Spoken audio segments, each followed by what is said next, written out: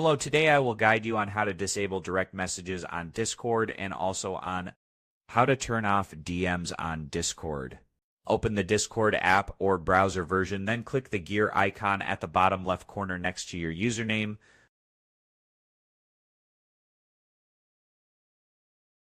From the left sidebar, scroll down and select Content and Social. Click the drop-down menu to choose all servers or a specific server. Then toggle off Allow DMs from other server members. A prompt will appear asking if you want to apply it to all servers. If you want to allow DMs again, just repeat the same steps and turn the toggle back on. Remember to apply the setting to all servers if needed. That's it. You've successfully learned how to disable or manage direct messages on Discord to better protect your privacy and avoid spam or harassment. See you in the next tutorial, and happy chatting on Discord.